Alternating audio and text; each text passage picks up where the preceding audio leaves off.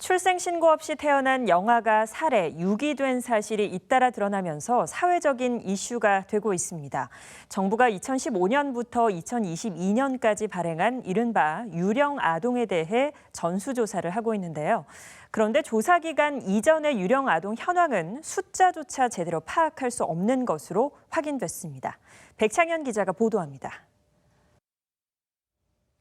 624명. 2015년부터 2022년까지 8년 동안 집계된 경기도 내 미신고 신생아 수입니다. 지자체와 경찰은 이 숫자를 기준으로 조사를 진행 중인데요. 3,454명.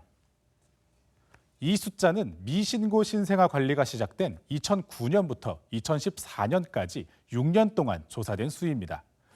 전수조사 대상 624명의 5배에 달하는데요.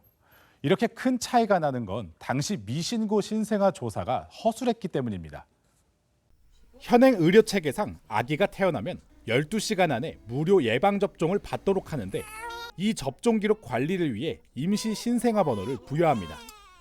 이후 출생 신고를 하면 이 임시 신생아 번호는 자연스럽게 소멸되지만 출생 신고를 하지 않을 경우 이 번호가 그대로 남게 되면서 미신고 신생아로 관리됩니다. 문제는 2014년 이전의 관리 시스템입니다. 제대로 된 전선 시스템이 만들어지지 않아 임시 신생아 번호가 공유가 안 되면서 정확한 수치를 알 수 없게 된 겁니다. 주민번호가 아직 없는 상태에서 접종을 하러 가면 다른 이 여러 개가 존재할 수가 있는 거예요. 보건소 단위로 이게 정보가 공유가 안 되다 보니까 예전에 그런 여러 가지 이유로 허수가 들어가 있기는 할 것 같아요. 이렇다 보니 미신고 신생아가 정확히 몇 명인지 또 그 생사조차 파악이 어려운 현실입니다. 일각에서는 정부 조사 기간 이전에 출생한 미신고 아동도 조사가 필요하다는 목소리도 나옵니다.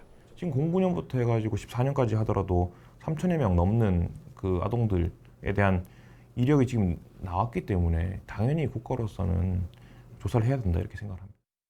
정부와 경찰은 7일까지 미등록 아동을 조사하겠다고 밝혔습니다.